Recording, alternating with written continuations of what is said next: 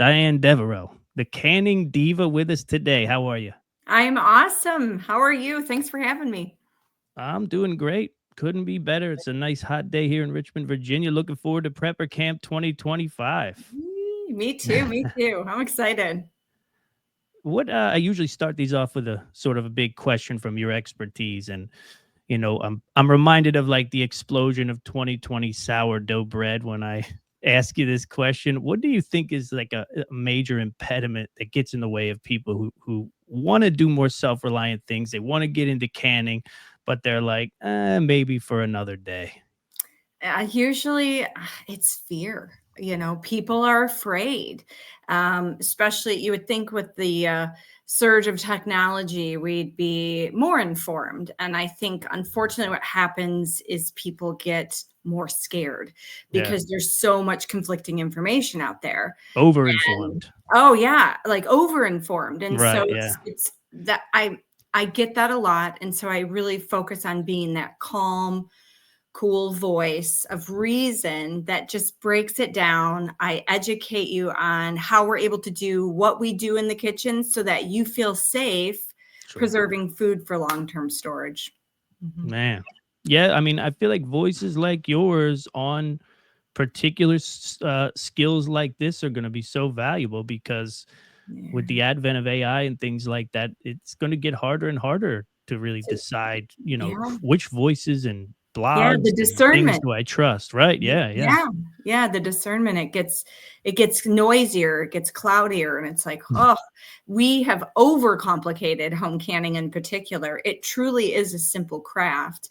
And I've heard time and time again for the last decade from individuals that I've trained, it's like, wow, I didn't realize, it is a lot more simpler than what I was afraid of or what I've read about. Or you see those memes on social media where, there's the top of the pressure canning lid in the ceiling and there's food all over.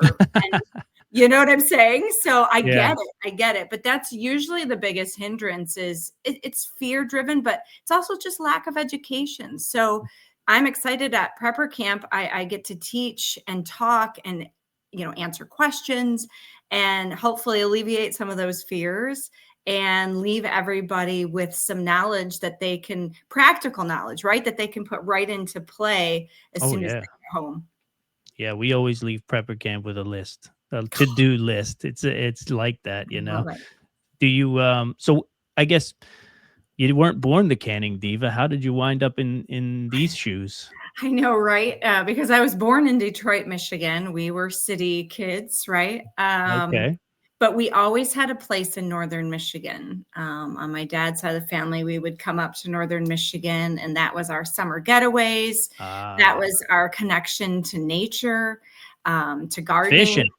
Yeah, fishing, Okay. four-wheeling, snowmobiling. I mean, we did it all. That's sweet. And we still do to a certain degree. It's just, that changes from that child dynamic to then we moved up here.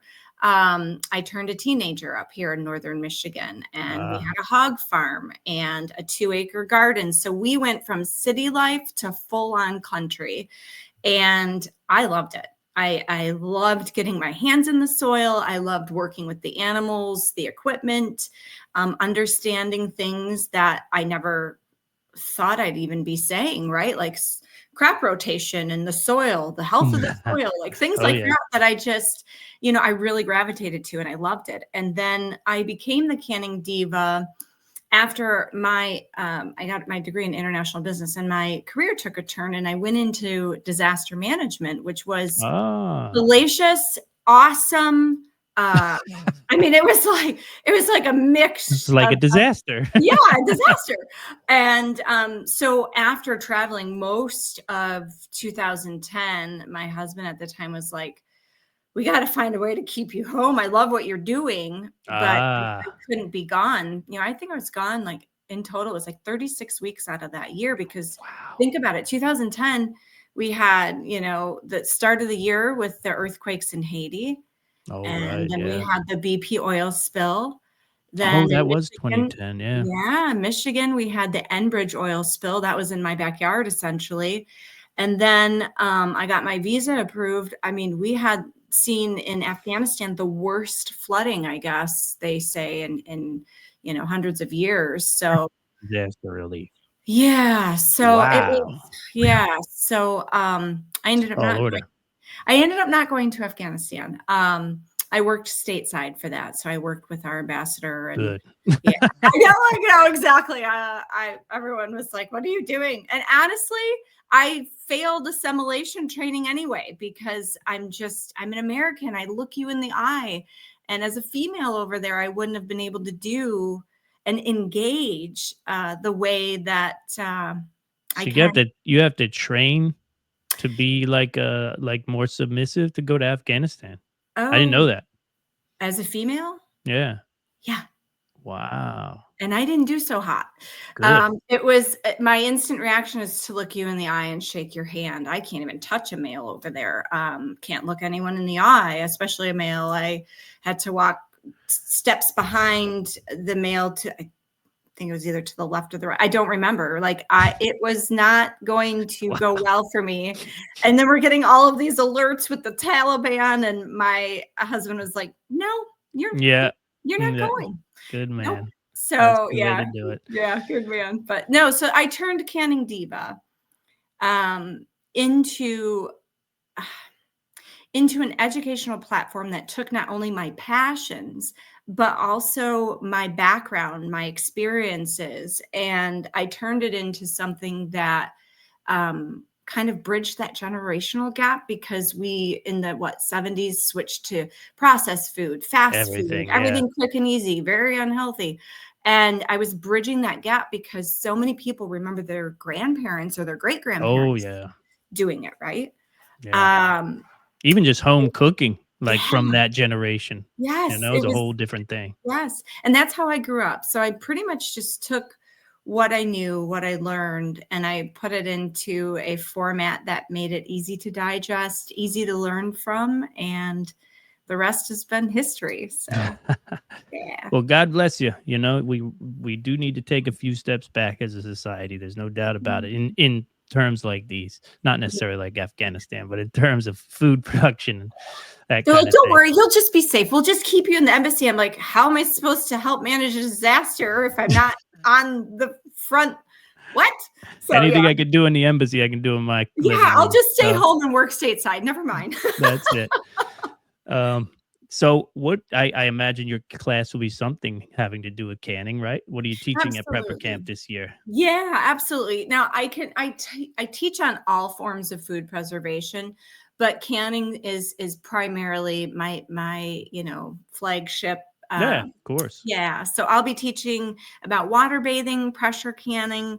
I want individuals to have a little bit of that science and math so that they can use then critical thinking skills when they are online and they're Yeah. faced with some of this. They You they need have that some cheat sheet, knowledge. right, in your head. Yeah. Yeah. Yeah, that's a good call. Yeah. So it's going to be fun. And then I'm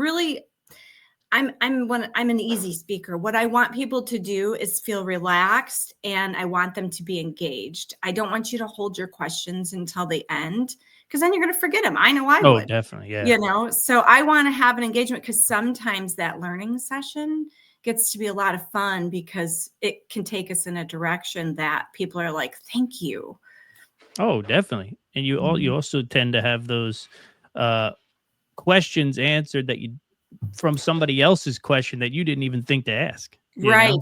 right. Exactly, exactly. So I'm really looking forward to it. I'll be teaching each day, and I love what Rick and Jane put together because it's like what we all want when we Oh, go to an yeah. expo, right?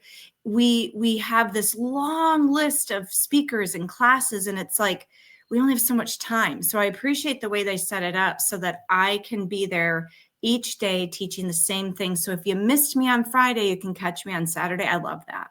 Oh, it's brilliant. Yeah, it really Mhm. and one of the groups that it benefits most are us who are doing the speaking and doing the vendor stuff because a lot of Yeah, times we be like, well, tomorrow I can't make that class. There's no way I'll be doing this. So right.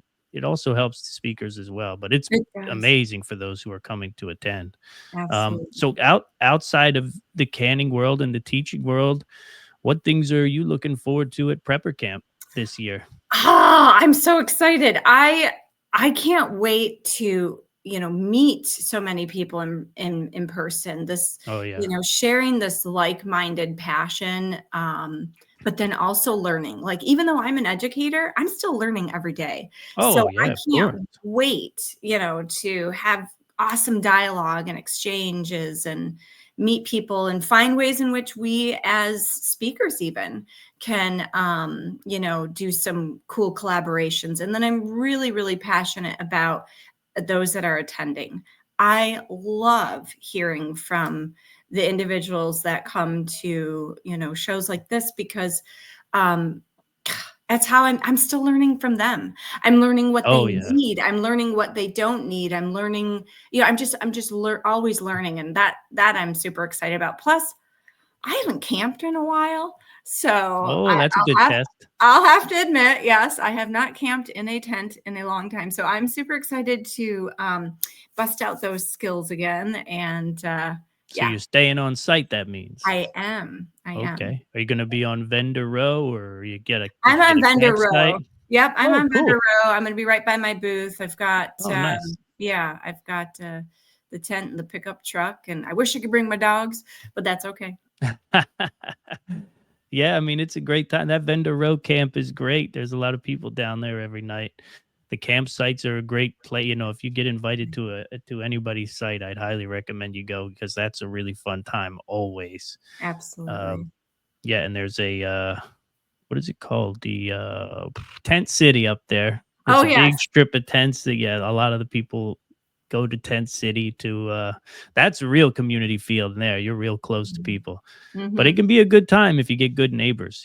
I thought about that, but then having the booth, it's like, okay, I just need to be a Yeah, little more that's the way I do it. logistically, yeah, just a little more logistically Yeah. centered.